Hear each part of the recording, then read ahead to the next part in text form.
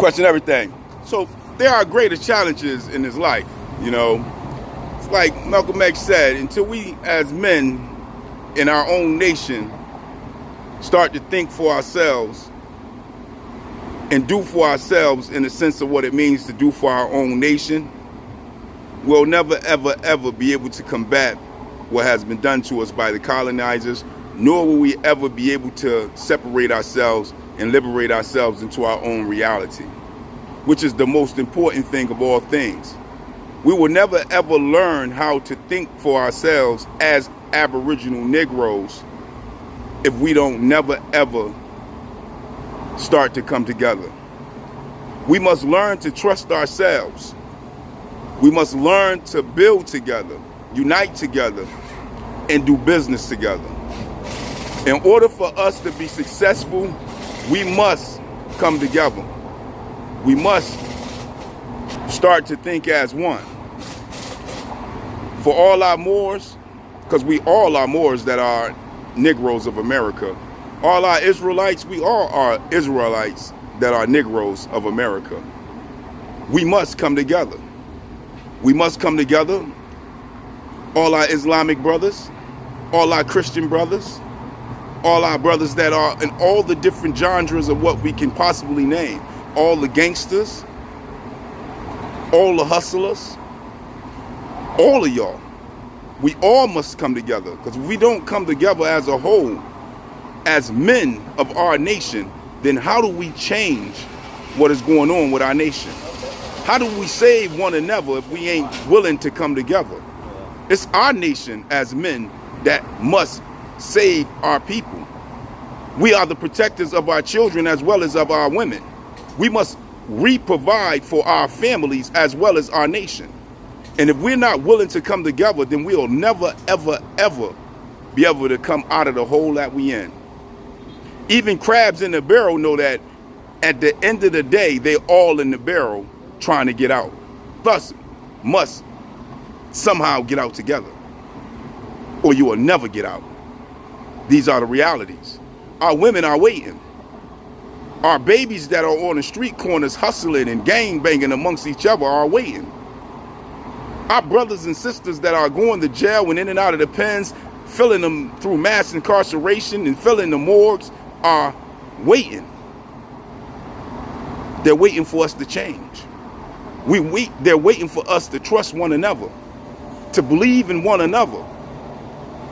It's time for us to bring our money together and pool our money together and start opening up small owned black businesses again, so we can start re-employing our own people, so that we can take our children off the streets of each corner and off the streets of each alleyways and put them back into business structures, so that we can be able to provide and uplift our nation and our communities. This is the only way, my brothers and sisters, that we're going to ever come out of the debts and the problems that we are in. If we don't start to trust each other and unite with one another, we'll never ever make it. And they're banking on that. Division does nothing for us. We are our own ally, and we must start to act like that. We must start to understand that those young men that's out there doing these heinous crimes are our children, our nephews, our cousins, our sons. And until we understand that, we can't circumvent that. It's up to us.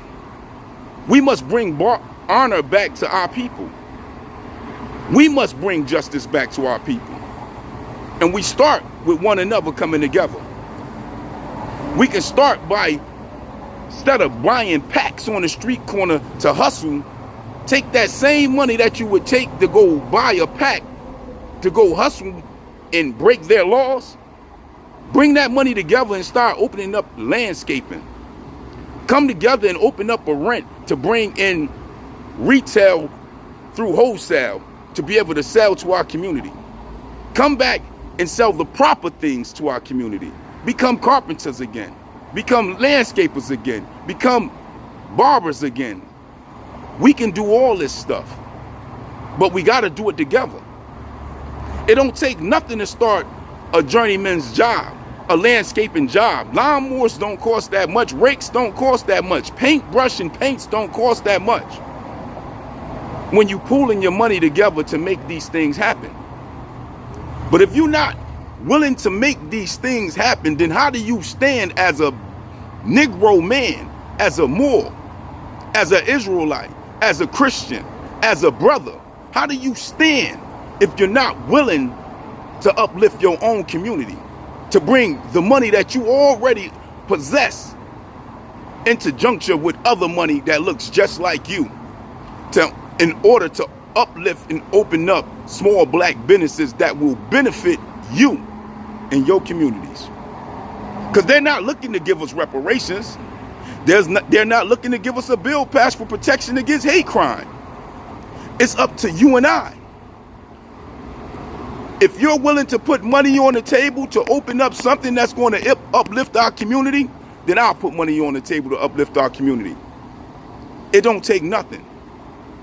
A few hundred here, a few thousand here, a few dollars over there. But when you take money and you put it together with somebody else's money, it makes more money.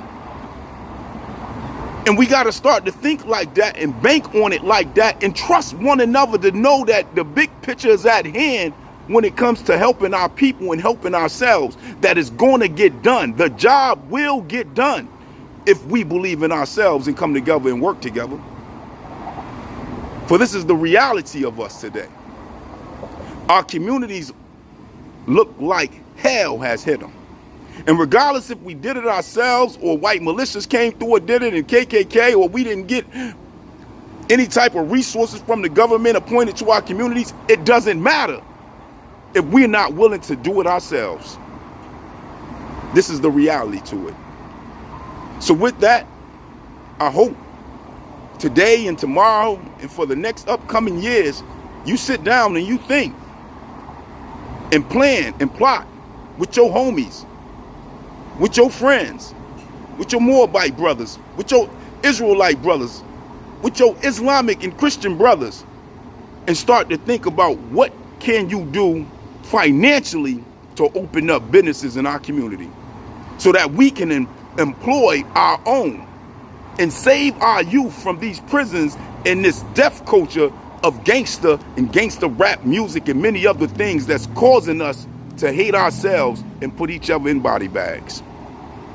And with that, I'm hoping you get it. I'm hoping you understand. I'm hoping you with me. For that is the question. You let me know. Peace, peace.